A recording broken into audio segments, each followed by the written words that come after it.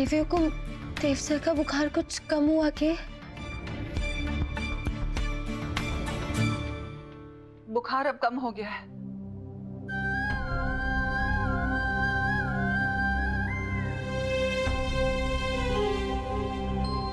वसु, तुम पूरी तरह से भीग चुकी हो, ये लो अपने आप को पोंछ लो।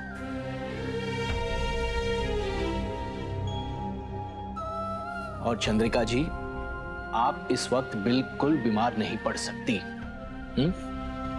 हम ठीक है साहब, लेकिन आपने आज रात की दवाई नहीं ली ना। आप प्लीज अपनी दवाई ले लीजिए, वरना आप बीमार पड़ जाएंगे। नहीं चंद्रिका, मैं बिल्कुल ठीक हूं।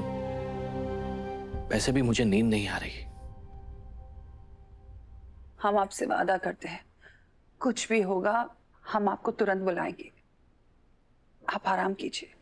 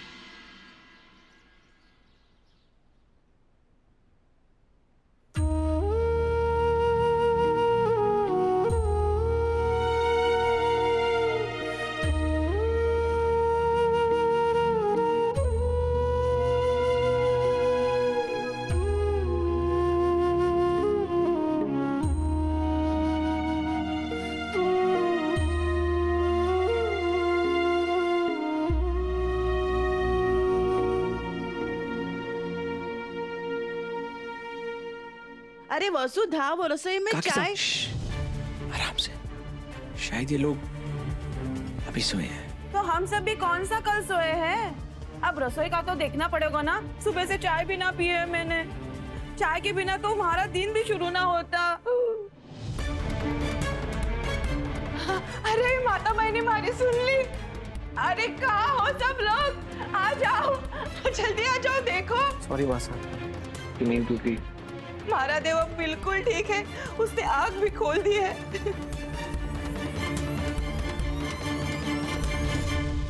सा बुखार बिल्कुल भी नहीं है। देख देख, डॉक्टर ने सब ठीक कर दिया। सारा डॉक्टर का अटका पड़ा है। कल रात क्या हुआ मुझे तो कुछ याद भी नहीं है। वसु ने कल कुछ रात को पिलाया था, उसके बाद ही मुझे नींद आ गई।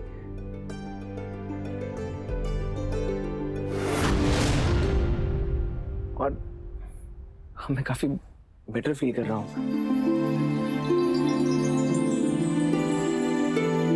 लगता है जादूगर का जादू फिर से काम कर गया।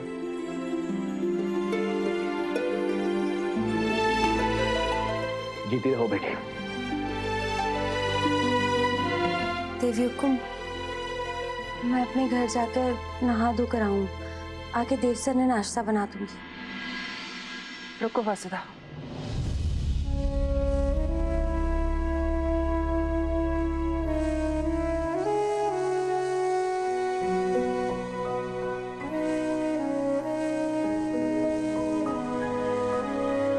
कल रात जो तुमने एक लाचार परेशान माँ के बेटे के लिए जो कुछ भी किया, उसके बदले ये माँ तुम्हें सिर्फ आशीर्वाद दे सकती है।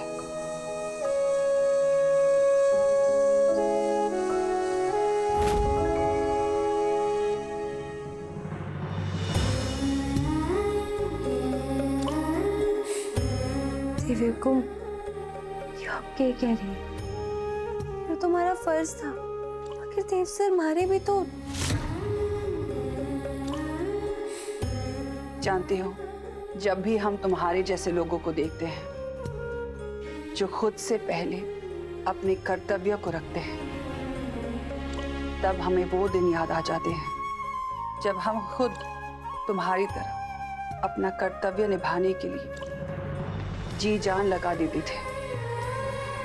आज देवांश ठीक है तो सिर्फ तुम्हारी वजह से वसुधा। कल रात तुम उस तूफान में हमारे लिए एक आस बनकर आई थी। थैंक यू देवी को। मैं अभी आऊँ।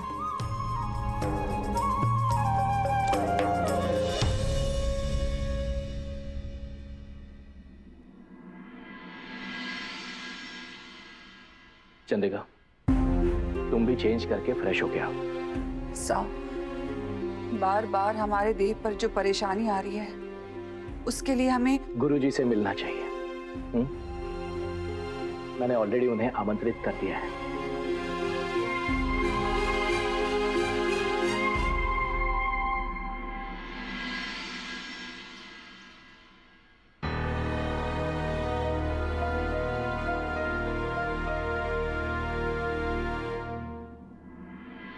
आपके बेटे पर खतरा है, ये बात हमने आपको पहले भी बताई थी। जी गुरुजी, इसलिए तो बड़े गुरुजी के कहे अनुसार हमने वो कठोर व्रत पूरा किया था और देव के लिए नवग्रह पूजा भी करवाई थी। जी, हमें ध्यान है। इसी वजह से तो आपके बेटे की जान अभी तक बची हुई है। गुरुजी, सारे उपाय करने के बाद भी क्या हमारे बेटे की जिंदगी में ऐसी दुर्घटनाएं होती रहेंगी? जी नहीं, देव की कुंडली साफ साफ दिखा रही है कि आपको देव के बारे में चिंता करने की बिल्कुल आवश्यकता नहीं है, क्योंकि उसके भाग्य की रेखाएं उसकी पत्नी के कर्मों से जुड़ी हुई हैं और संयोगवश उस कन्या के कर्म बहुत ही अच्छे हैं। देव की पत्नी यानी आपकी बड़ी बहू देव का कवच बनकर खड़ी है। बड़ी बहू, देव की पत्नी? गुरुजी, ये किसकी बात कर रहे हैं?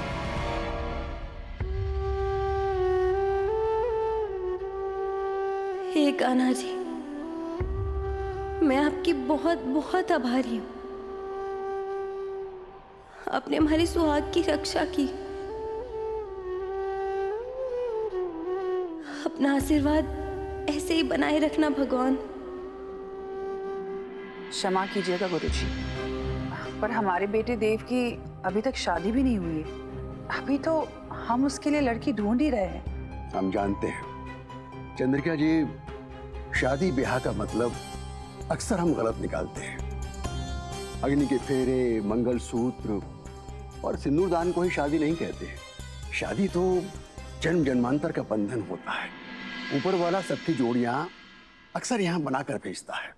और जो लड़की देव के लिए इस धरती पर आई है, वो भले ही आपके रस्म रिवाज के हिसाब से आपके घर से ना जुड़ी हो, लेकिन उसके अच्छे कर्मों का पुण्य प्रताप आपके बेटे देव के ऊपर अभी से बरस रहा है। जब तक वो लड़की देवांश के आसपास रहेगी, उसके जीवन को कोई भी खतरा छू भी नहीं पाएगा।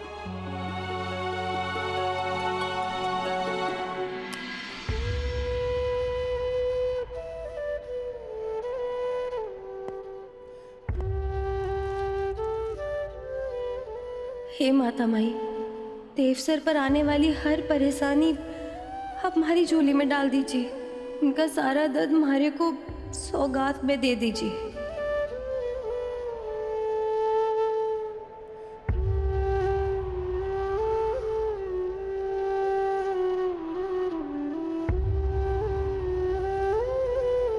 हमारे को समाज और दुनिया के सामने कोई अधिकार ना चाहिए, ना देवसर की पत्नी का और ना ही चौहान परिवार की बहू का। बस मैया हमारे को शक्ति देना कि दूर से ही पर मैं अपना हर धर्म निभा सकूं। चंद्रिका जी, इस पत्रिका में साफ साफ लिखा है, जब तक देव की जीवन संगिनी के अच्छे कर्म उसके साथ साथ हैं, उसका जीवन में हमेशा अच्छा ही अच्छा होगा।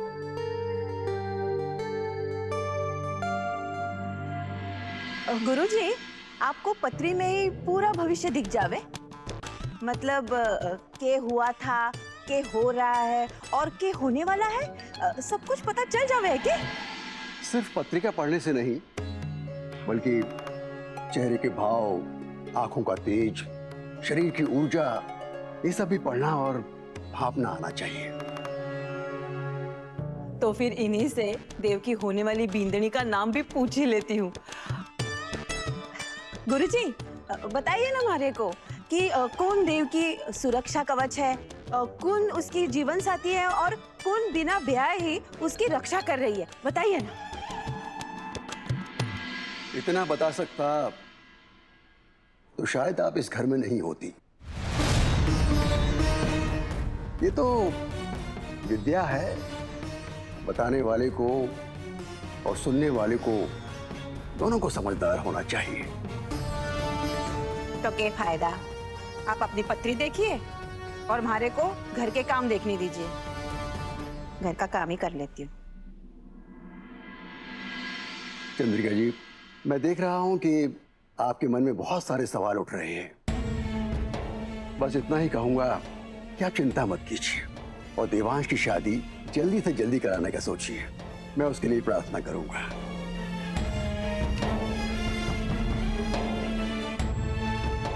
सौभाग्यवती भव। प्रणाम गुरुजी। आयुष्मान भव।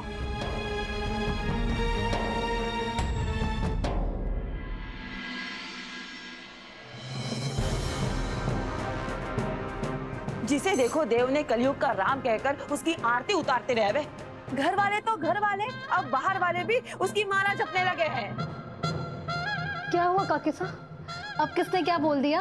वो अंतर्यामी पंडित जी आए हैं ना, वही देव और उसकी बींदनी जो अभी तक घर पे भी ना आई हैं, उसके गुणगान गा रहे हैं। अरे मैं तो कहती हूँ कि अभी के अभी चलते हैं और सबने बता देते हैं कि सबका लाडला देव कितना बड़ा झूठा है और उस भक्तन नौकरानी से मिलकर अपनी मासा से कितनी बड़ी बात छुपा रहा है। अगर हम अभी जाकर सासू माँ को चुगली करेंगे तो कोई फायदा नहीं होगा। देव की चोट की वजह से वो देव को कुछ नहीं कहेंगी, उल्टा उसे सिंपैथी दिखाएंगी। मेरे प्यारे जे ने जो झूठ सासू मॉम से बोला है ना, वो कोई सुतली बॉम्ब नहीं है, वो एटम बॉम्ब है, एटम बॉम्ब,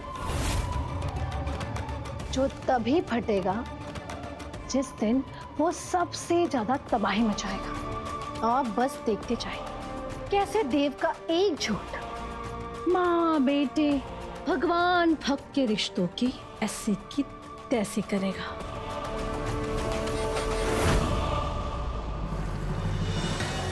बस देव सर की तबीयत फिर से बिगड़ गई है, उन्हें बहुत दर्द हो रहा है। क्या अचानक से? सवेरे तो बिल्कुल ठीक लग रहे थे।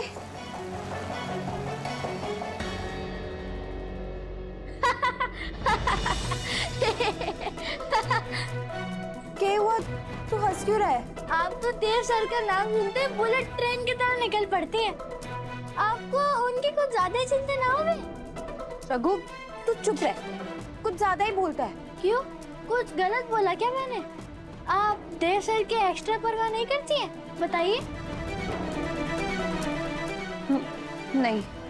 ठीक है, तो खाइए हमारी कसम कि उनकी जरा सी तकलीफ पर भी आप परेशान ना होती हैं। तू तो रुक, तुझे तो मैं अरे बताती हूँ। मामू बताइए।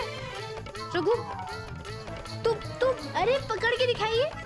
अरे मैंने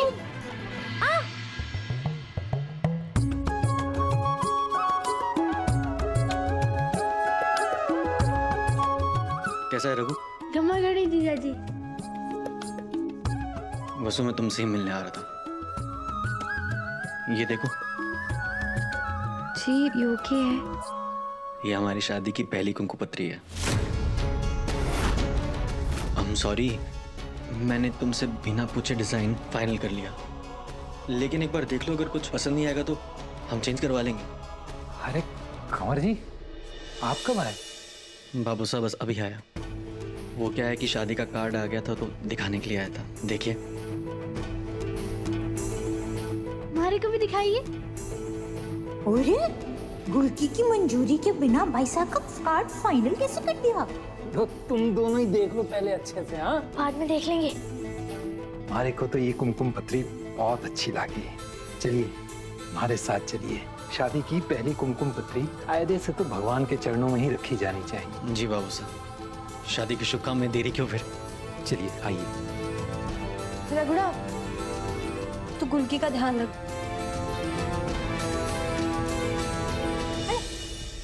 इधर बाईसा तो देव सर ने अपना पति माने हैं। काश इस कार्ड में बाईसा और देव सर का नाम साथ में छपता। हनुमान, माधव, आओ।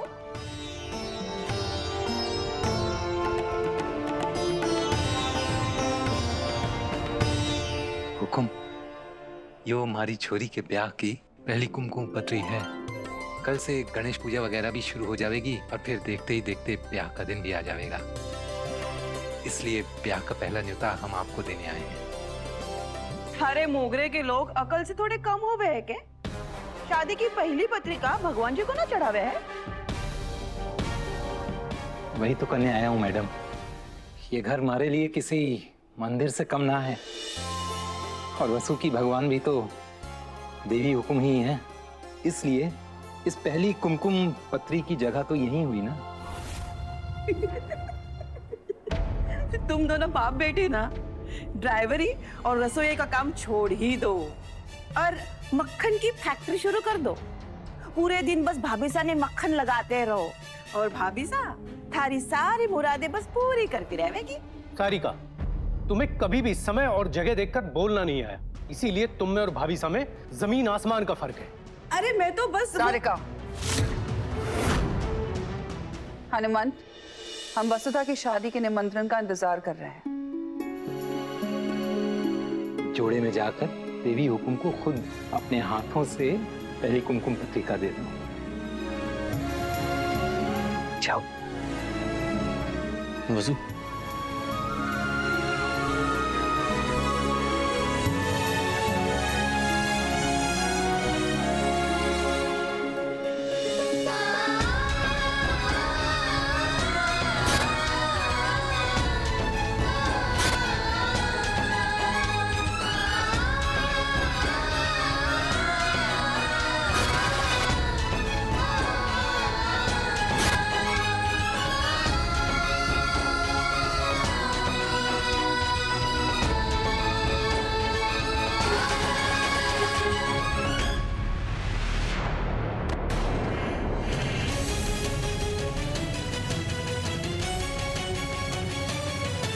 सावित्री, पानी लेकर आओ। हाँ जी हुकुम। वसु तुम ठीक हो? वसु, ठीक तो हो ना?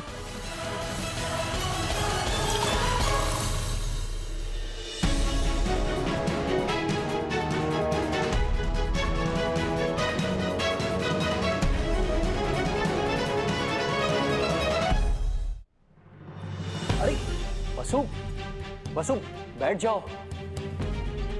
देव की देखभाल करने के चक्कर में 2 दिन से सोई नहीं हो तुम, इसलिए कमजोरी आ गई होगी। नहीं बड़े हुकुम, मैं ठीक हूँ।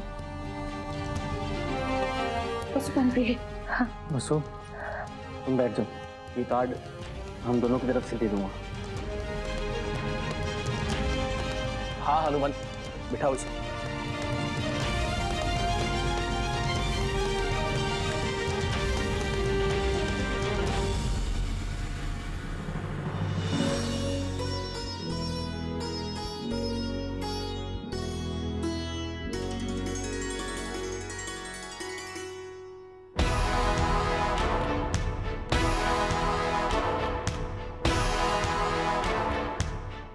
ये क्या? इस पत्रिका में हमारे परिवार का नाम?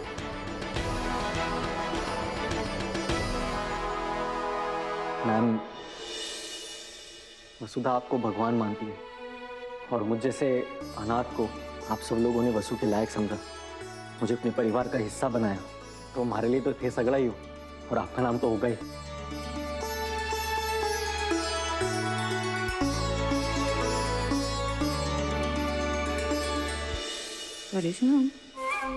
जो माधव थारे कॉलेज में पढ़ता था क्या?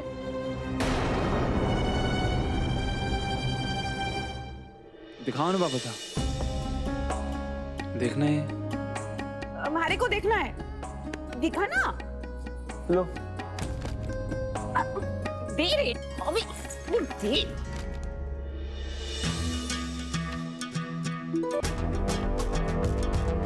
मैं तो इस घर में सेकंड नंबर पे हूँ ना, फिर हमारा नाम क्यों ना डाला? काकी साहब, मुझे लगता है स्टूपिड वसु ने जानबूझ के आपका नाम नहीं डाला ताकि पूरी फैमिली के सामने आपकी इंसल्ट हो। काकू, अब कार्ड में हमारा भी नाम है। अब आप हमें शादी में काम करने से रोक नहीं सकते। हम वसु की शादी खूब धूमधाम से करेंगे। हाँ दादा, वैसे जादूगर शादी करके जाएगी, हम लोगों को भूल तो नहीं जाएगी ना?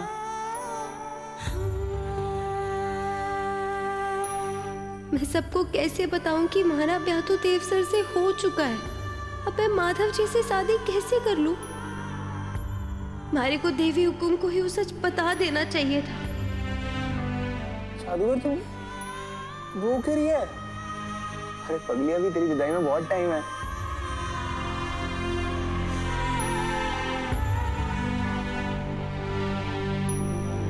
यही तो खास बात होती है लड़कियों की। शादी से पहले घर छोड़कर जाने की बात सोचकर ही भावुक हो जाती है। तुम चिंता मत करो वसुधा, तुम्हारी शादी के बाद हनुमंत और रघु हमारी जिम्मेदारी होंगी। हाँ बिल्कुल, रघु की पढ़ाई नहीं रुकेगी। वो जितना पढ़ना चाहेगा हम उसे पढ़ाएंगे। हनुमंत, तुम कल से छुट्टी ले लो। घर में बेटी की शादी है, अच्छे से तैयारियां करना। बहुत बहुत आभार आपका हुकुम। देख के भाई कमजोर होती जा रही है, खिलाया पिलाया कर उसको कुछ। जी अभी सर।